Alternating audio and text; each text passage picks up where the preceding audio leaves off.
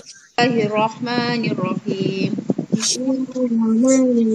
Alhamdulillahi alladzi anzala ala 'abdihi al-kitaba wa lam yaj'al lahu 'iwaja qayyiman liyunzira ba'san shadidan من لدنه ويبشر المؤمنين الذين يعملون الصالحات أن لهم أجرا حسنا ماكثين فيه أبدا وينذر الذين قالوا اتخذ الله ولدا ما لهم به علم ولا لآبائهم كبرت كلمة تخرج من أفواههم إن يقولون إلا كذبا فلعلك باخع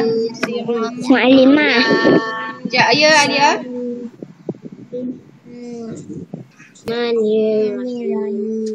الحمد لله الذي أنزل على عبده الكتاب ولم يجعل له عوجا قيما لينذر بأسا شديدا من لدنه ويبشر المؤمنين الذين يعملون الصالحات أن لهم أجرا حسنا ماكثين فيه أبدا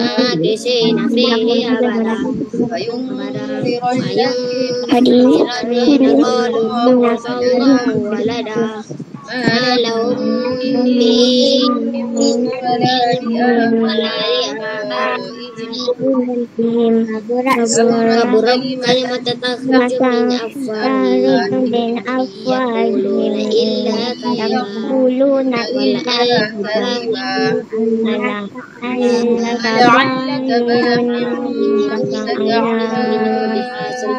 باخع أكثرهم إن لم يؤمنوا بهذا الحديث أسفا إنا جعلنا ما على الأرض زينة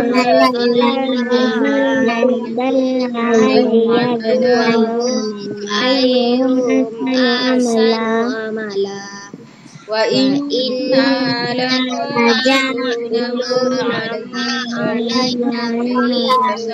علينا حسبت أن أصحاب الكهف عجبا إلى الكهف فقالوا ربنا آتنا من لدنك رحمة وهيئ لنا من أمرنا رشدا الذين كانت أعينهم في غطاء عن لا يسمع أفحسب الذين كفروا يتخذوا عبادي من دوني إنا أعتدنا جهنم للكافرين نزلا هل ننبئكم بالأخسرين أعمالا المسلمين الحياة الدنيا وهم يحسبون أنهم يحسنون صنعا أولئك الذين كفروا بآيات ربهم ولقاء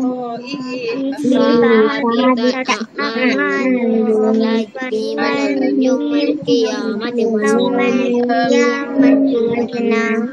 ذلك جزاؤهم جهنم بما كفروا واتخذوا آياتي ورسلي عن الذين وعملوا صالحا كان في الدار خالدين فيها لا يبغون عنها حولا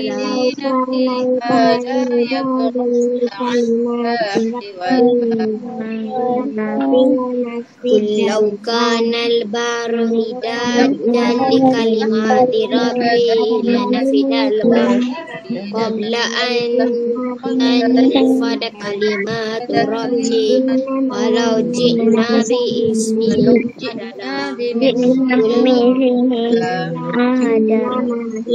قل إنما أنا بشر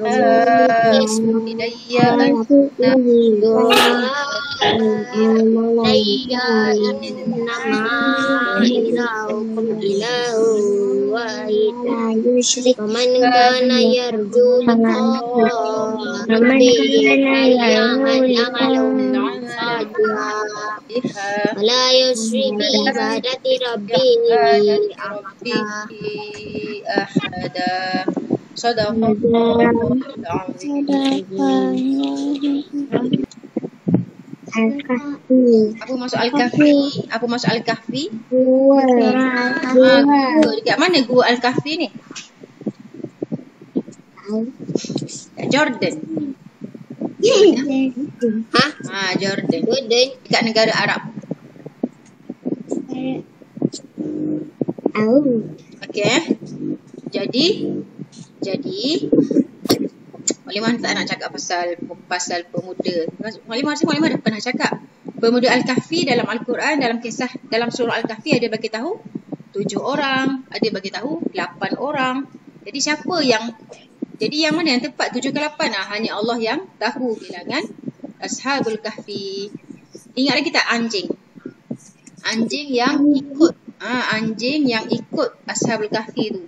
Anjing tu pun akan masuk syurga sebab dia berkawan. Maksudnya dia kan anjing tu ikut pemuda-pemuda tu pergi dekat gua tu. Jadi anjing tu bila dia berkawan dengan orang yang baik, maka dia akan berkumpul dengan orang-orang yang baik jugalah dekat syurga nanti. Siapa yang dekat dunia dia selalu berkumpul dengan orang-orang yang zalim, orang yang tamak, orang apa lagi. Nanti bila dibangkitkan, dia akan dibangkitkan bersama orang-orang yang zalim tu. Zalim tu apa? Tak ingat. Zalim. Kalau maksud zalim ni, dia meletakkan sesuatu benda bukan pada tempat dia. Contoh Fir'aun. Fir'aun zalim tak? Fir'aun zalim sebab dia bunuh orang, dia bunuh anak perempuan. Lepas tu dia mengaku pula dia Tuhan. Jadi siapa yang zalim dekat dunia ni, nanti bila akhirat nanti dia akan dibangkitkan bersama Fir'aun. Okay, Haman pula. Haman, pembantu Fir'aun. Siapa yang suka mengampu-ngampu orang, memuji, dia menyokong perbuatan yang zalim, nanti akhirat nanti pun dia akan dibangkitkan bersama Haman. Okay, siapa yang selalu berselawat kepada Nabi, ikut sunnah Nabi, baca Al-Kahfi hari Jumaat. Apa lagi sunnah-sunnah Nabi? Anissa, apa sunnah-sunnah Nabi? Humaira, selawat, makan tangan kanan, tahu tak? Apa lagi sunnah Nabi? Menolong ibu bapa, berselawat, baca Quran. Apa lagi sunnah Nabi, Khairin?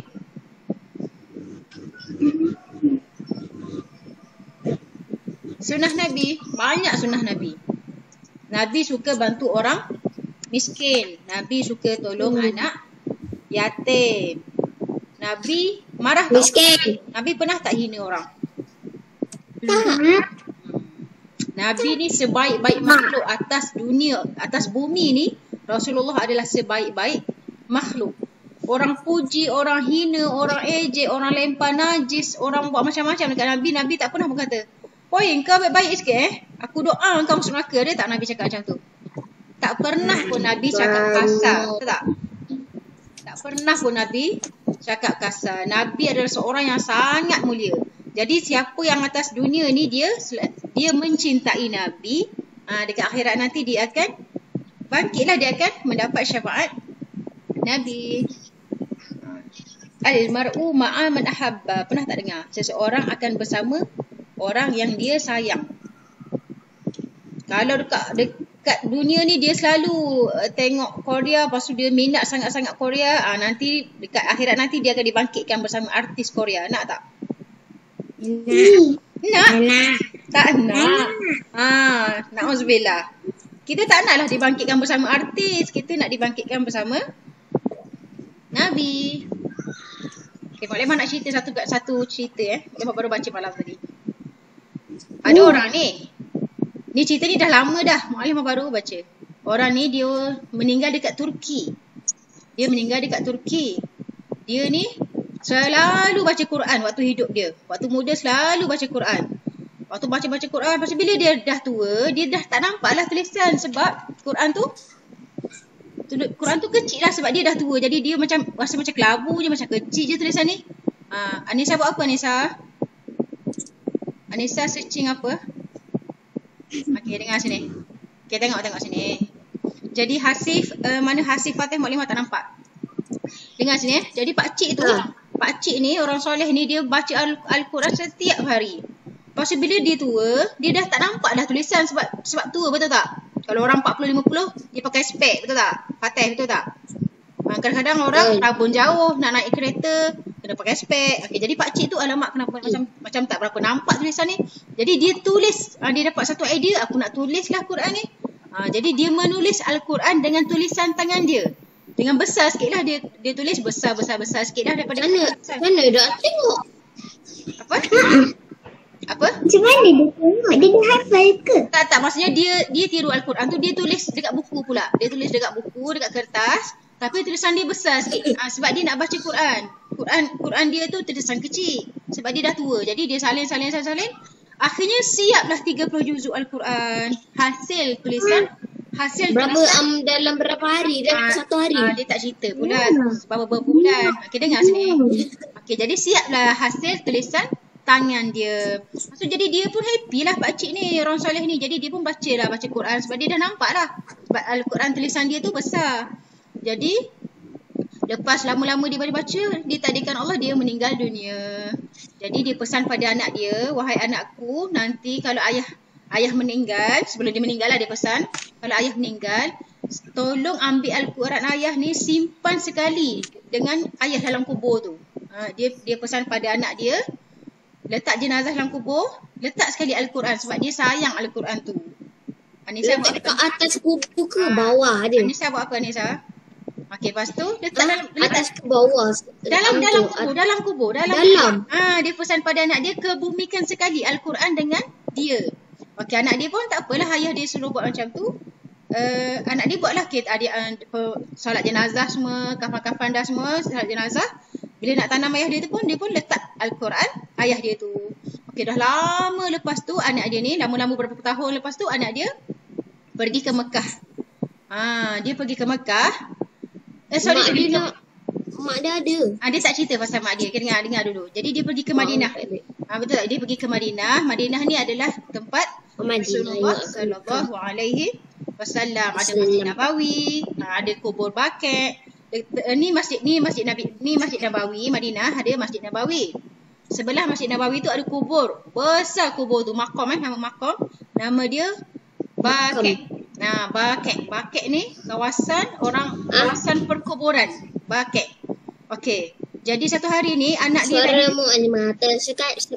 Okey, dengar sini. Anak pakcik tadi dia pergi ke Madinah. Lepas tu dia jalan-jalan dekat kedai, dia masuk kedai, dia tengok macam Al-Quran ayah aku ni. Kenapa jual kat sini?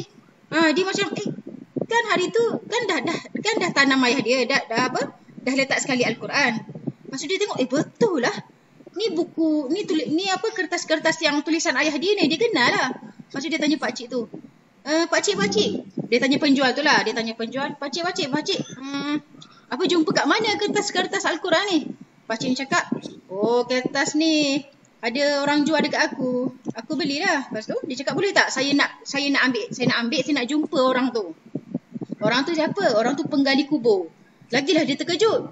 Saya nak jumpa orang yang penggali kubur tu dan Quran tu sekali. Pakcik tu kata, okey, penggali kubur tu duduk sekian dekat Madinah. Okey, dekat sekian. Lepas tu dia pun bawa Al-Quran ayah dia tu, yang tulisan tangan ayah dia tu, dia pergi jumpa penggali kubur. Dia tanya, wahai pakcik yang gali kubur ni, pakcik jumpa kat mana Quran ni? Dia tak cerita lagi ayah dia tu. Pakcik jumpa kat mana tulisan Al-Quran ni? Kertas-kertas ni.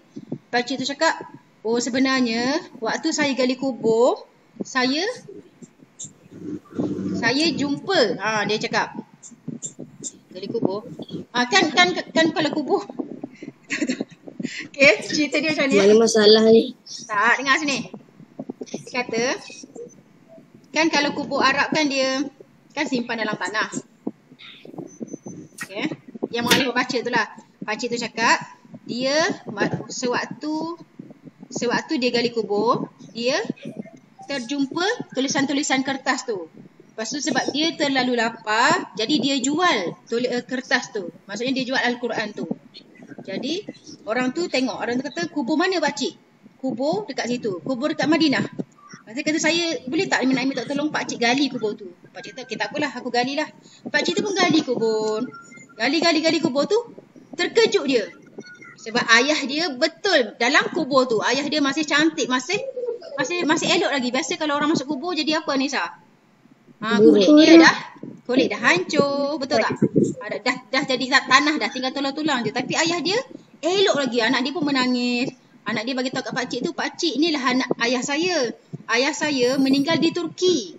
Ayah dia meninggal di Turki. Waktu meninggal ayah saya suruh saya kebumikan jenazah dia bersama Al-Quran. Kenapa ayah saya ada di Madinah sekarang? Pakcik tu pun menangis, sedih. Sebab apa? Sebab apa? Jadi ayah dia ni adalah orang yang soleh. Ayah dia ni selalu rindu pada Rasulullah. Jadi walaupun dia dikebumikan di Turki, Allah alihkan jasad dia ke bumi Madinah. Nak kata ayah dia adalah orang yang soleh dan jasad dia pun masih elok lagi. Banyak kisah-kisah orang yang hafaz Al-Quran, jasad dia elok lagi. Wangi. Orang yang hafaz Al-Quran ni jasad dia tak hancur. Ada satu lagi cerita nak dengar tak? Okay, sikit cerita ni pendek. Cerita ni lagi pendek daripada yang tadi lah. Okay, nak beritahu cerita tadi tu kan ayah dia tulis Al-Quran. Ayah dia mati dekat Turki, tiba-tiba jasad dia ada dekat Madinah. Okay, benda tu tak mustahil. Allah boleh buat apa sahaja yang Allah nak buat. Okay, cerita yang kedua. Cerita ni pendek je. Sebab tu di Mesir dia kubur dia bukan macam Malaysia. Malaysia kita tanam mayat, betul tak? Kita tanam dalam tanah, betul tak Hasif? Okay, tapi Mesir ni negara dia ramai penduduk. Tak boleh semua nak tanam dalam tanah. Jadi dia gali lubang macam bilik bawah tanah. Dia gali lubang. Jadi kubur tu, jadi bilik tu adalah kubur. Bilik bawah tanah tu adalah kubur. Jadi ada tangga-tangga. Jadi dia turun. Kau ni tengok macam tu betul ni. Okay, jadi dia turun tangga tu, dia letak jenazah orang meninggal. Jadi dia letak mayat-mayat orang meninggal dalam kotak-kotak.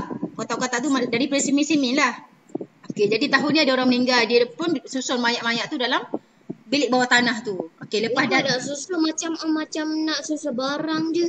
Susun tu maksudnya letak lah. Okay, lepas tu bila 2-3 tahun lagi ada orang meninggal, dia turun balik bilik bawah tanah tu, dia pun letak balik jenazah baru. Jadi jenazah lama tinggal tulang-tulang, dia pun alih-alihkan tulang tu. Jadi jimat tak ruang?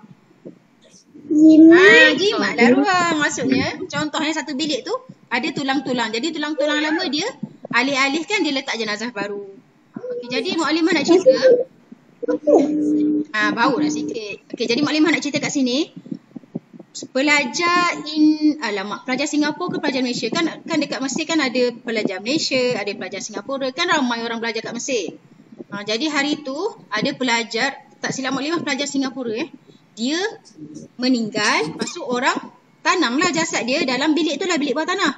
3 tahun kemudian ada lagi pelajar Malaysia pula. Pelajar Malaysia meninggal.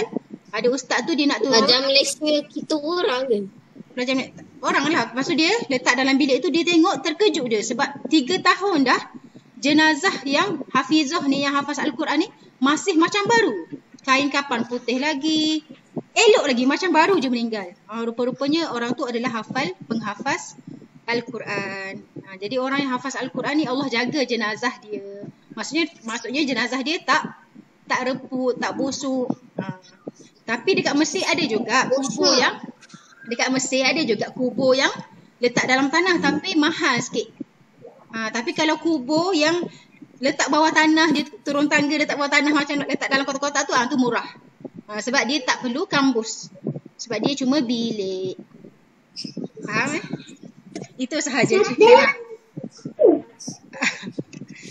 Okey, jadi pasal baket tadi. Pasal baket tadi, Mualimah pun nak mati dekat baket. Kita kena ada niat, ya Allah, matikanlah aku di Madinah.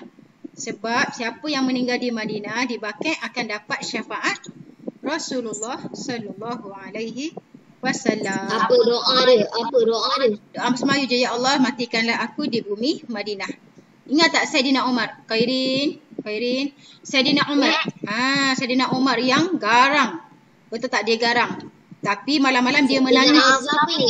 Ingat tak Mualimah Nadia cerita? Saidina Umar ni dia garang. Tapi malam-malam dia menangis. Kena ingatkan dosa dia. Okey, jasad mayat ataupun jasad Saidina Umar duduk di sebelah Rasulullah. Sekarang ni dekat Madinah yang ada kubah hijau atas tu, okey, kamu pergi Madinah, ada masjid, nama dia Masjid Nabawi. Dekat Masjid Nabawi tu ada kubah hijau. Dekat bawah kubah hijau dalam tanah tu ada jasad Rasulullah. Sebelah jasad Rasulullah ada jasad Saidina Abu Bakar. Sebelah jasad Saidina Abu Bakar ada jasad siapa? Alia? Saidina Umar. Okey, lepas tu sekarang ni ada lagi satu ruang dekat sebelah jasad tu untuk orang akan datang. Tahu tak siapa? Yang meninggal boleh tanam dekat situ. Nabi Isa. Nabi Isa. Nabi Isa alaihissalam. Nanti akhir zaman nanti Nabi Isa turun. Nabi Isa lawan Dajjal dah mati semua. Lama-lama tu bila Nabi Musa hidup, semua orang dah jadi baik-baik, semua orang dah baik. Last tu Nabi Musa meninggal, jasad dia disimpan di Masjid Nabawi. Okay, siapa pernah pergi umrah?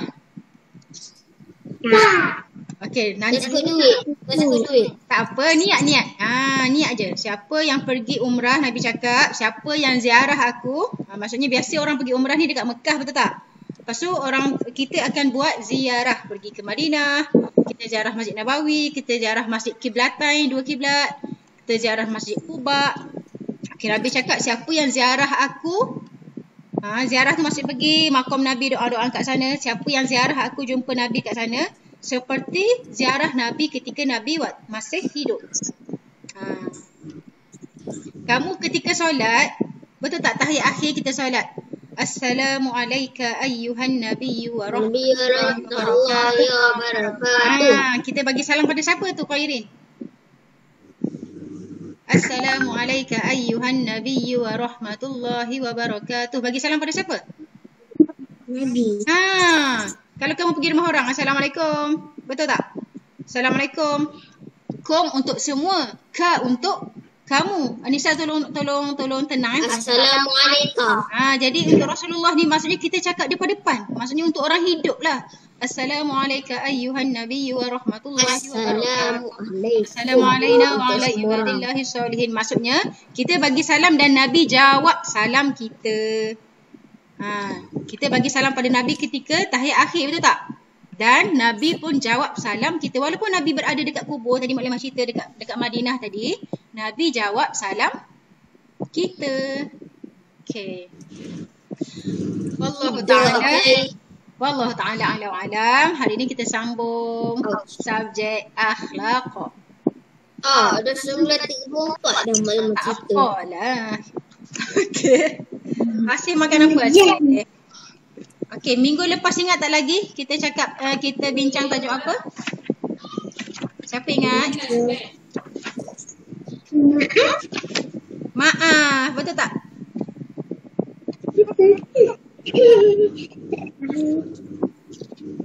Maaf ke menepati janji? Hasif? Janji.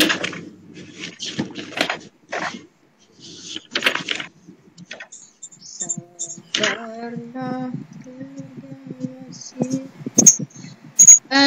ni kita dah habis. Kita cuma ulang kaji sekarang. Ulang kaji.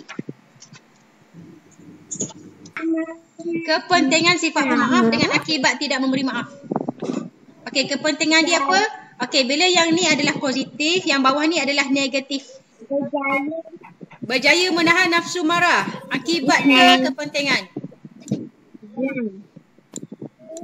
Okey, kepentingan. Felicia ada tak? Felicia ada tak? Tu besarkan sebab saya tampak kecil sangat. Tidak dikasihi Allah. Tidak dikasihi oleh Allah. Tidak dikasihi Allah akibatkan kepentingan. Akibat. Sifat orang yang hampir di sisi Allah. Sifat orang yang hampir. Orang yang dekat di sisi Allah. Okey, akibatnya Sifat. Okey, sifat pemaaf. Sifat. Okey, bebas daripada perasaan buruk sangka. Bebas daripada perasaan buruk sangka. Kepentingan. Jiwa menjadi tenang. Kepentingan. Kenapa semua positif ni? Rakan-rakan menjauhkan diri. Akibat. Menjadi seorang yang bersifat pendendam.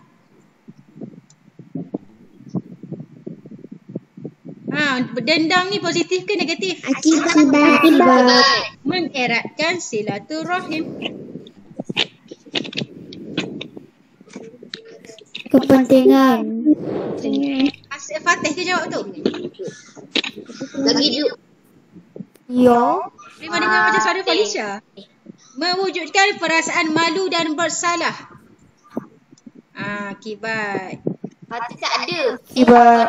Felicia tak ada. Menimbulkan pergaduhan. Akibat. Kalau akibat ni yang negatif, akibat ni yang negatif.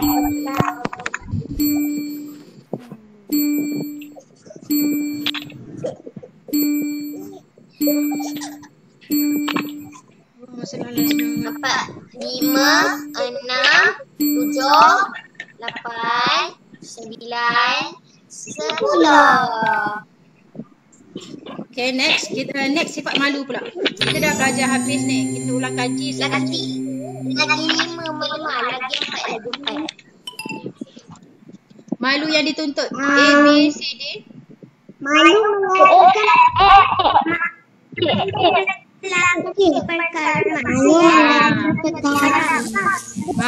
melakukan perkara maksiat dan haram.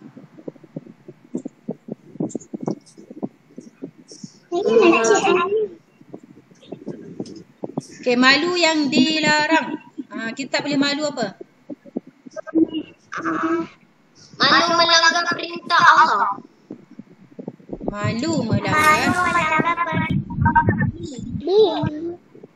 Malu belajar.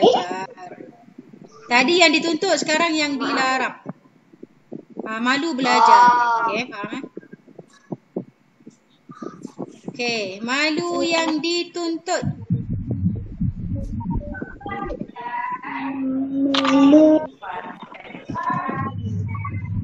Malu melanggar perintah Allah. Yes,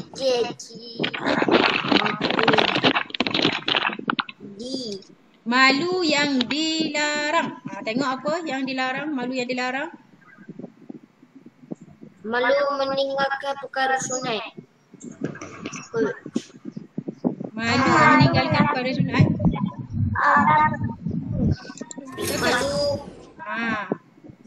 Malu melakukan perintah agama. Faham tak ni yang dilarang? Maksudnya dia malu nak solat, dia malu nak baca Quran. Yang tu malu yang dilarang Kamu faham? Okay, malu yang dituntut. Malu yang dituntut. Malu meninggalkan perkara sunat. Betul ke? Malu meninggalkan perkara sunat. Campaign derma darah. Tanah. Iya mata. Malu yang dilarang. Kamu faham tak ni? Dia tukar ayat je sikit Malu yang dilarang. Dilarang. Malu melakukan. Malu melakukan kebaikan. Kebaikan. Okeylah, kita bahagian malu ada 3. Malu kepada Allah, malu kepada manusia, malu kepada diri sendiri. Ingat lagi tak? Bahagian malu. Ada berapa bahagian malu? Ada 3. Berapakah bahagian malu? Okay, malu kepada Allah, malu kepada manusia, malu kepada diri sendiri. 3 Hasif. 3.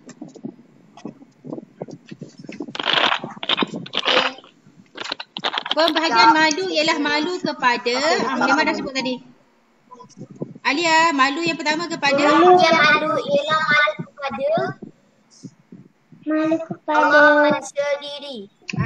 malu kepada Allah, malu kepada manusia dan malu kepada diri sendiri. Alia ada 3.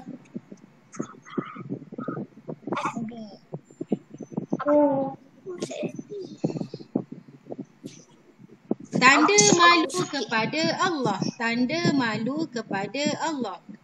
Apa? Selalu tunjuk kebaikan. Laksanakan perintah Allah. Betul ke? Betul ke? Khairin, betul tak Khairin? Fatih? Laksanakan perintah.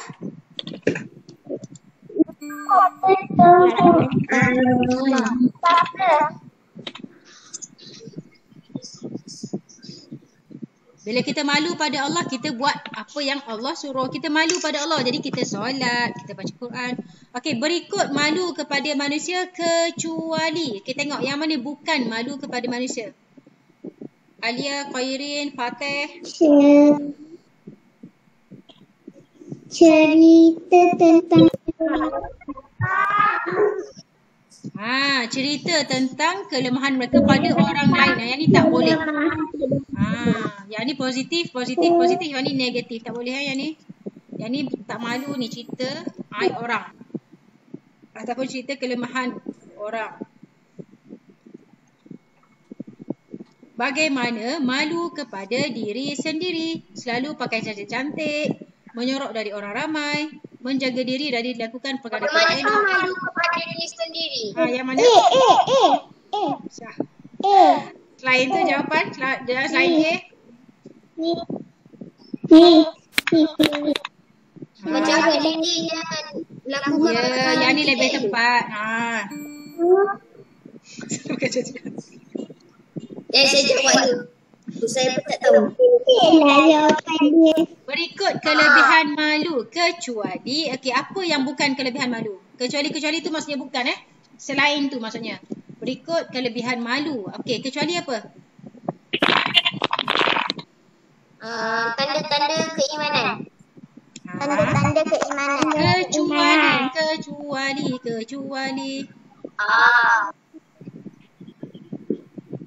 Tidak akan dikenali.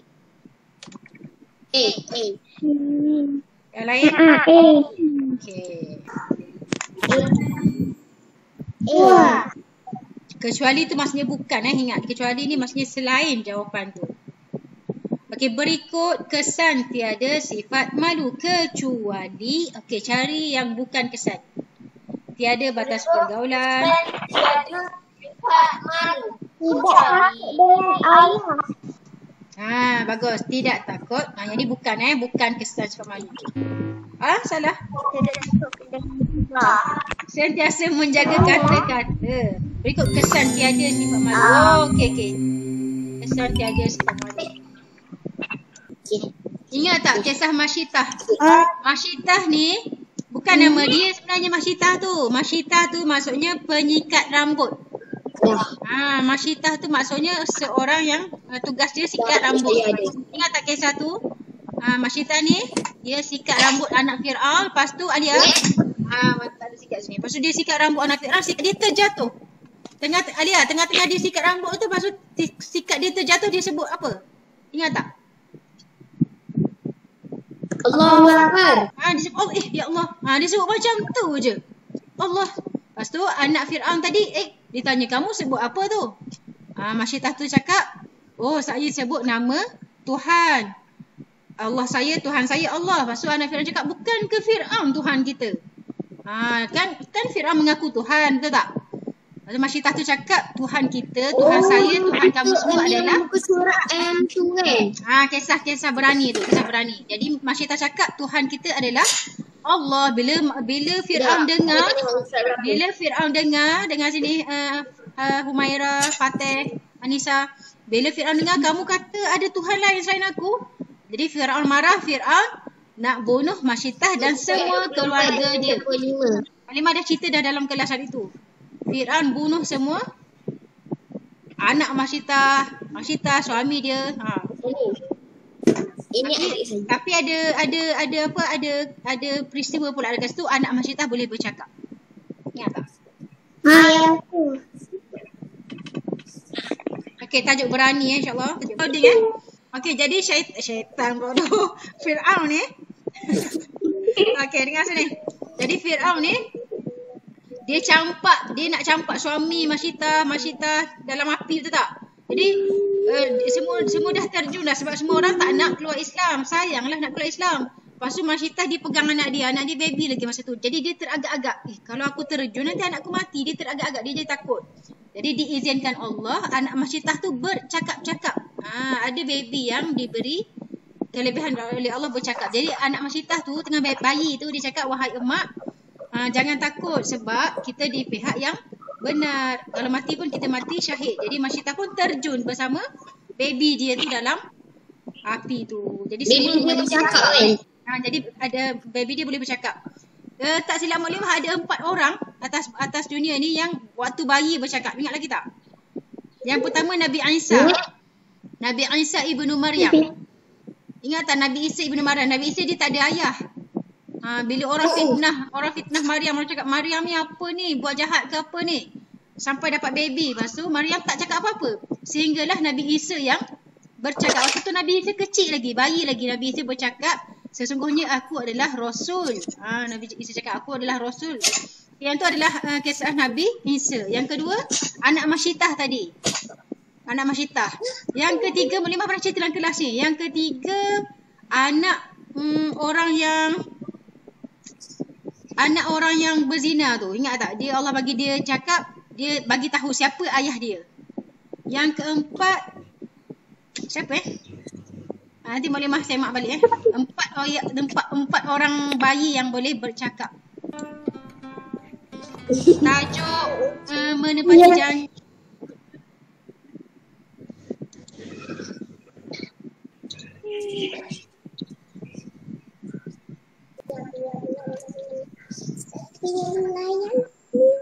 Lambatnya. Asif dia nak belon ni. Lambatnya Asif nak tembak.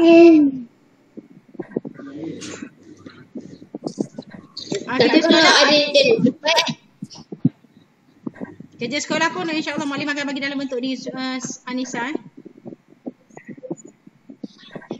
Boleh tak bagi please? Okey, mata pelajaran akhlak ni dia kamu kena tahu maksud dia, maksud pembahagian dia. Kalau ada dalil, dalil dia. Alia. Manusia terbaik atas muka bumi ni siapa? Manusia terbaik adalah Rasulullah sallallahu alaihi wasallam. Okey, akhlak terhadap ibu bapa akhlak terhadap ibu bapa.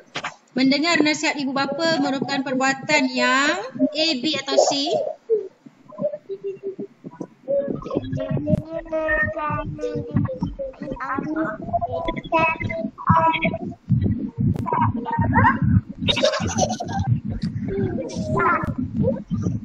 Maklimah tak dengar suara. Alia, Khairin, Hasif, Fateh. Mendengar nasihat ibu bapa merupakan perbuatan yang A, B atau C?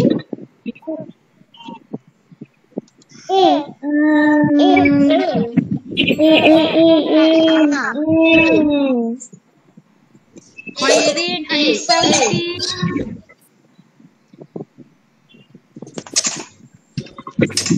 Allah amat menyukai orang yang berbuat baik. Betul, salah atau tak pasti. Betul. Siapa yang jawab tu? Malimah tak nampak, tak tahu siapa yang jawab.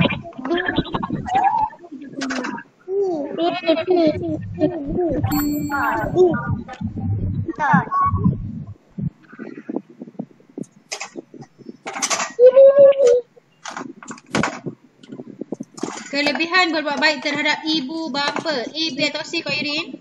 Kelebihan berbuat baik terhadap ibu bapa.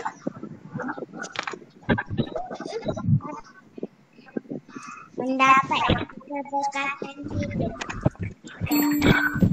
Bagus. Hasif. Hasif buat apa Hasif? Bukti kita menyayangi ibu bapa dan keluarga. Bukti kita menyayangi ibu bapa dan keluarga. A, B atau C?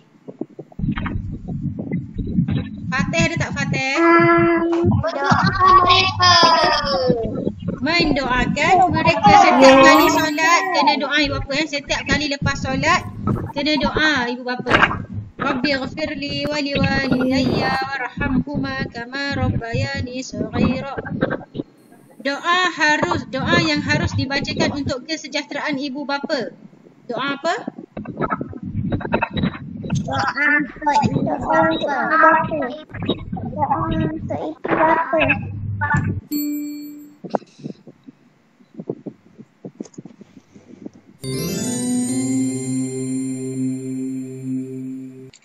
Okey, macam mana doa kedua ibu bapa?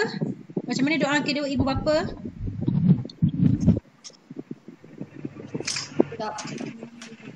Tak dengar suara Kak Irin, tak dengar suara. Rabbi ghafirli. Rabbi ghafirli wa liwalidayya warhamhuma